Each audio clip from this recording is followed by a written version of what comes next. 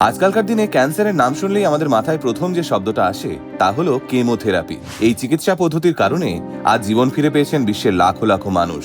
কিন্তু আপনি কি জানেন, আধুনিক কেমোথেরাপির প্রথম ওষুধ অর্থাৎ মিথোট্রেক্সেট আবিষ্কার করেছিলেন একজন ভারতীয় বিজ্ঞানী? হ্যাঁ, শুনতে অবাক লাগলেও 1940-এর দশকে ভারতীয় বিজ্ঞানী ডক্টর ইয়েলাপ্রগড়া সুব্বারাও এর হাত ধরেই পৃথিবীতে আসে আধুনিক ক্যান্সার চিকিৎসার অন্যতম ভিত্তি এই ওষুধ। তবে শুধু কেমোথেরাপি নয়, প্রেগন্যান্সির সময় দরকারি ফলিক অ্যাসিড, বিশ্বের প্রথম ব্রড স্পেকট্রাম অ্যান্টিবায়োটিক এবং আধুনিক বায়োলজির বহু গুরুত্বপূর্ণ আবিষ্কারের পিছনেও রয়েছে এই অসাধারণ বিজ্ঞানীর অবদান। কিন্তু দুঃখের বিষয় হলো, আজ শুধু পশ্চিমের দেশগুলো নয়, আমরাও ধীরে ধীরে ভুলে যাচ্ছি ভারতের এই মহান বিজ্ঞানীর নাম। তাহলে চলুন আজকের ভিডিওতে আমরা জেনে নিই ভারতের এই ম্যাজিক ডক্টর ইয়েলাপ্রগড়া সুব্বারাও এর জীবনের সেই অবিশ্বাস্য লড়াইয়ের গল্পটাই। 1895 সালে অন্ধ্রপ্রদেশের এক অত্যন্ত গরিব পরিবারে জন্ম ডক্টর সুব্বারাও এর। তার ছোটবেলাটা খুব একটা সহজ ছিল না। তিনি স্কুলে ভর্তি হওয়ার কিছুদিন পরেই অপুষ্টির কারণে তার বাবার মৃত্যু হয়। পরিবারের দায়িত্ব এসে পড়ে দুই বড় ভাইয়ের কাঁধে। বাধ্য হয়ে পড়াশোনা ছেড়ে দিয়ে তারা কাজে নেমে পড়েন। কিন্তু ডক্টর সুব্বারাও ছিলেন অসাধারণ মেধাবী। তার মা বিশ্বাস করতেন এই ছেলে একদিন অনেক বড় কিছু একটা করবে। তাই ছেলের পড়াশোনার জন্য নিজের শেষ সম্বল গয়নাগুলো বিক্রি করে ছেলেকে পড়াশোনার খরচ যোগাতেন তার মা। স্কুলে সবকিছু ঠিকঠাক চললেও কিশোর বয়সে আসার সঙ্গে সঙ্গেই ডক্টর সুব্বারাও এর মনের মধ্যে নানান পরিবর্তন আসতে শুরু করে। তিনি সন্ন্যাসী হয়ে রামকৃষ্ণ মিশনে যোগ দিতে চেয়েছিলেন, তবে তার মন ডাক্তারির দিকে ঘুরিয়ে দেন তার মা। তিনি তাকে বলেন, যদি সমাজের ভালোই করতে হয় তাহলে ডাক্তার হয়ে যাও।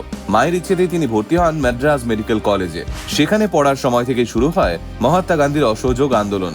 আন্দোলনের প্রভাবে তিনি মেডিকেল পরীক্ষায় খাদি সার্জিক্যাল গাউন পরে অপারেশন করেন। পরীক্ষায় সব থেকে বেশি নাম্বার পেলেও ব্রিটিশ সরকারের বিরোধিতা করায় তার MBBS ডিগ্রি আটকে দেওয়া হয়। বদলে তাকে দেওয়া হয় একটা সাধারণ ডিপ্লোমা ডিগ্রি।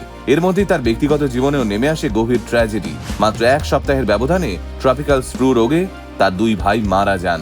ডাক্তার হয়েও ভাইদের বাঁচাতে না পারার যন্ত্রণা তাকে একেবারে বদলে দেয়। তিনি সিদ্ধান্ত নেন এইসব মারণ ব্যাধির চিকিৎসা তিনি খুঁজে বের করবেনই। 1932 সালে পকেটে সামান্য কয়েক ডলার নিয়ে তিনি পাড়ি দেন হার্ভার্ড বিশ্ববিদ্যালয়। তবে সেখানেও তার ভারতীয় ডিগ্রিকে রিজেক্ট করে দেওয়া হয়। তবুও তিনি হাল ছেড়ে দেননি।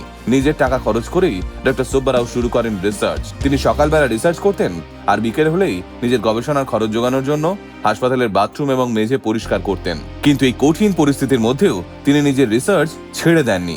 এই হার্ভার্ড বিশ্ববিদ্যালয়ে গবেষণা করার সময় তিনি জীবিত কোষ থেকে আবিষ্কার করেন ATP, যা জীবন বিজ্ঞানের রিসার্চের মোড় ঘুরিয়ে দেয়। এই আবিষ্কারের পর তিনি ভেবেছিলেন হয়তো এবার হার্ভার্ড তাকে কাজ করার জন্য ফান্ডিং দেবে, কিন্তু লবিবাজি এবং রাজনীতির জন্য এই সব কিছু বন্ধ হয়ে যায়। তার আবিষ্কারের ক্রেডিট নিয়ে চলে যান তার বস এবং সহকর্মীরা। অপমানে হার্ভার্ড বিশ্ববিদ্যালয় ছেড়ে দিয়ে তিনি চলে আসেন লিটল ল্যাবসে এবং সেখানেই শুরু হয় তার জীবনের সব থেকে ভালো সময়টা। এইখানে এসে তিনি নিজের ল্যাবে তৈরি করেন ফলিক অ্যাসিড, যা আজকে প্রতিটি হবু মায়ের জীবনদায়ী ওষুধ। তিনি আবিষ্কার করেন মিথোট্রেক্সেট, যা আজও ব্যবহার হয় শিশুদের ক্যান্সার ঠিক করার জন্য। এখানে থেমে না থেকে তিনি তৈরি করেন বিশ্বের প্রথম ব্রড স্পেকট্রাম অ্যান্টিবায়োটিক অরিওমাইসিন, যা টাইফয়েড কিংবা প্লেগের মতো মহামারীকে আটকে দিতে পারত। বিজ্ঞানের জন্য ডক্টর সুব্বারাও নিজের ব্যক্তিগত জীবনকেও বিসর্জন দিয়েছিলেন।